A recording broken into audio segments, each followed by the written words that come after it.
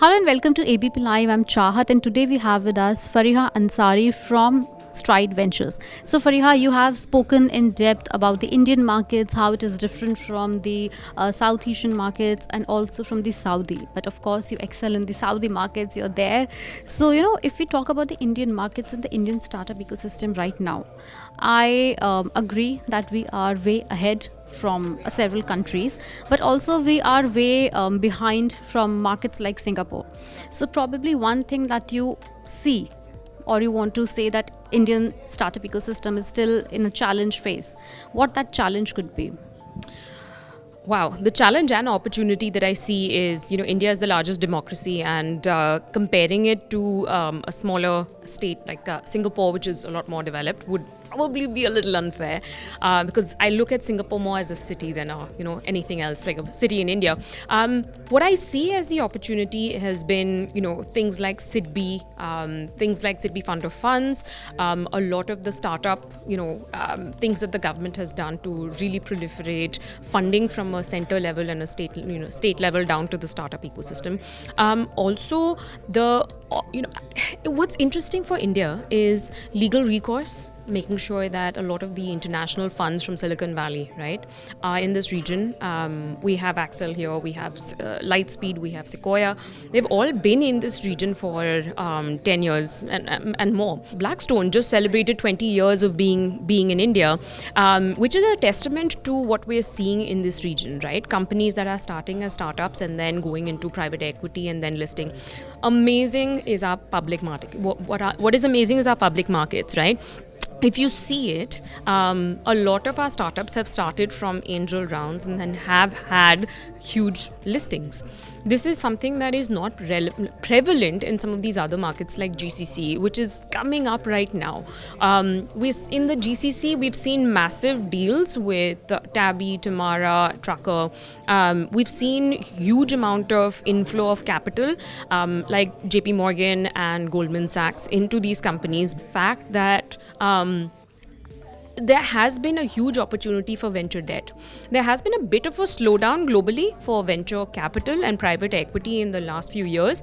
This is an exceptional time for venture debt, right? What would be the reason for the slowdown? Global slowdown. There was a global slowdown. This is something that happened with inflated valuations. There was a cost correction globally around people saying, okay, you're not going to be able to command 10, 20x of your revenues, right? So it's important for people to start looking at slightly more,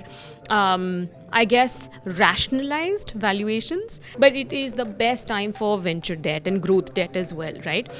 We're able to provide non-dilutive working capital requirements. We're able to provide bridge financing for companies. And also the founder aptitude for venture debt has really increased. So this is something that's exciting. To your question around what we see as different, India is probably about 5-6 years ahead of the GCC in terms of the startups and a clear line of sight, right? What are the most brilliant products that you see or the world see? Made by India, of course. Fintech, oh absolutely. Fintech, homegrown climate tech as well. If you see Ola, Aether, a lot of these companies are homegrown, right? We're really proud of it, and these are climate tech companies. They're solutioning for the fact that these are EV companies, and they're trying to make sure that there's EV adoption, right? So we're really excited about the climate tech startups. And similarly in other regions, we've seen fintech as one of the leading sectors. But not so much. When it comes to India, we've seen a lot more consumer, right?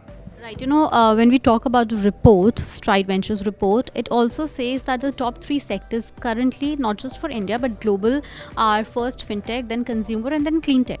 But looking at India is a huge country, of course, with a huge population. So looking at India's geography, demography, population, everything. Apart from these 3 sectors, what could be the 4th and 5th sector that could actually catch the eyeballs?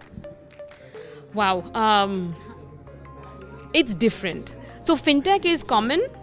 But in India, I feel that our supply chain logistics sectors are already kind of solution for.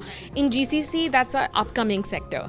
Right, they're still trying to figure out quick commerce. They're trying to figure out supply chain logistics to make sure that consumer behavior is something that they're solutioning for. So that's still upcoming.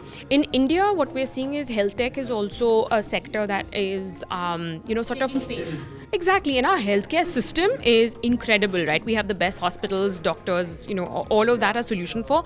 In other regions, like in GCC, we're seeing that health tech innovation, access to home care, etc., that's a growing sector as well. So we're excited about that in the GCC.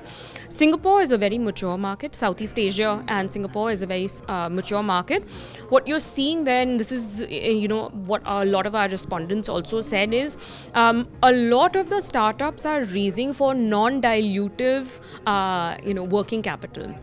Right, so their aptitude towards debt is a lot higher. They understand that they want to delay their equity raise and find alternate sources of capital like venture debt or growth debt that they want to raise from. So that's the difference that we're seeing versus something like India, where it's for acquisition financing, it's for working capital requirements, and versus a GCC where we have to build the aptitude, that you can find debt. It's not a negative connotation to it, and you're going to be able to delay your funding round till a bit later.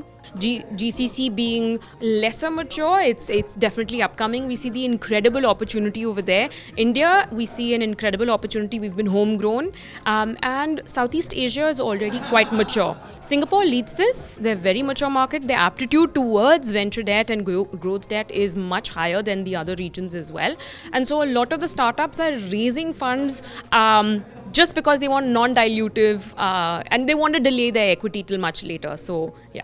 Thank you so much. Rightly said. Thank you.